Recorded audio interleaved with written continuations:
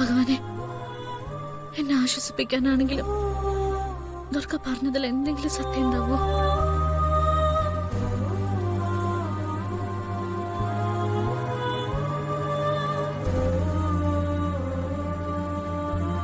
എപ്പോഴെങ്കിലും ഒരു ദിവസം മരണത്തിനെ തോൽപ്പിച്ച് എന്റെ അമ്മ എന്റെ അടുത്ത് തിരിച്ചു വരുമോ?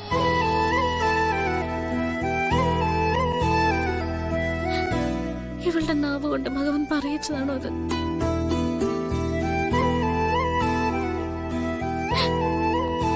എനിക്ക് വീണ്ടും പ്രതീക്ഷ തരാണോ? കേട്ടില്ലേ കണ്ണ, അങ്ങയുടെ പ്രിയപ്പെട്ട ഭക്ത ചോദിക്കുന്നത് കേട്ടില്ലേ?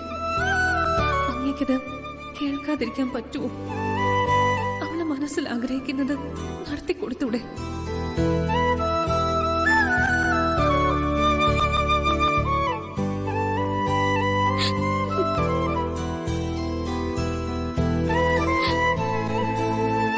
രാധികെ,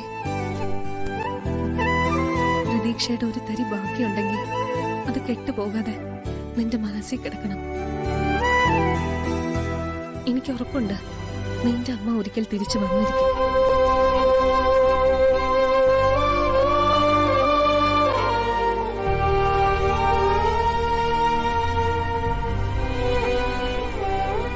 രക്ഷപ്പെട്ടുപോയി.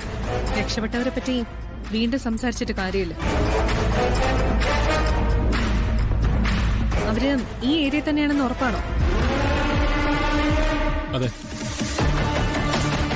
ഇങ്ങോട്ട് വരാൻ ഈ ഒരു വഴിയേ ഉള്ളൂ. പിന്നെ അങ്ങോട്ട് കാടാണ്. ഞങ്ങളാരും അങ്ങോട്ട് പോയിട്ടുമില്ല. ഓക്കെ കിരൺ, ലൊക്കേഷൻ സ്റ്റഡി ചെയ്തില്ലേ?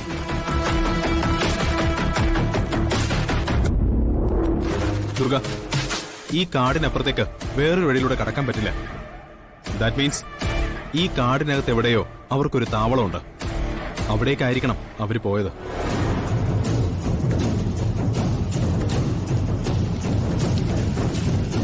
അവർക്കൊന്നും സംഭവിക്കാൻ പാടില്ല. അമൃത മാഡത്തെ തിരിച്ചറിഞ്ഞ സ്ഥിതിക്ക് കൂടെയുള്ളത് ശ്യാമ മാഡം തന്നെയായിരിക്കും.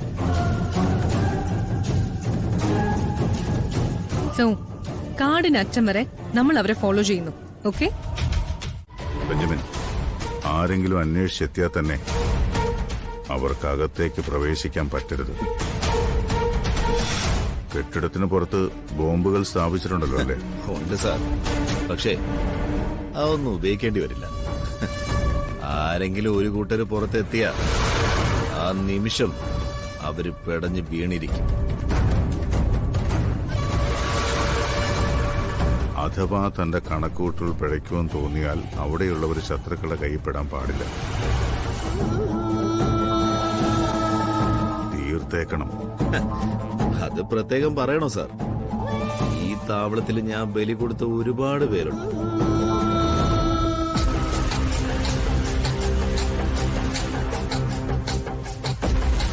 സാറിനറിയാലോ, കാടിനകത്ത് നടക്കുന്ന ബലികളൊക്കെ ശക്തി കൂട്ടാനുള്ളതാ.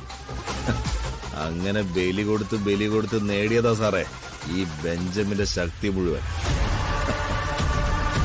നാളെ രാവിലെ ഞാൻ വിളിക്കാം, എന്നിട്ട് തീരുമാനിക്കാം ബാക്കിയുള്ള കാര്യങ്ങൾ.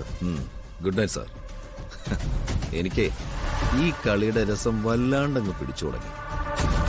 ഇനി കാണേണ്ടത് കുറെ മരണങ്ങളാ.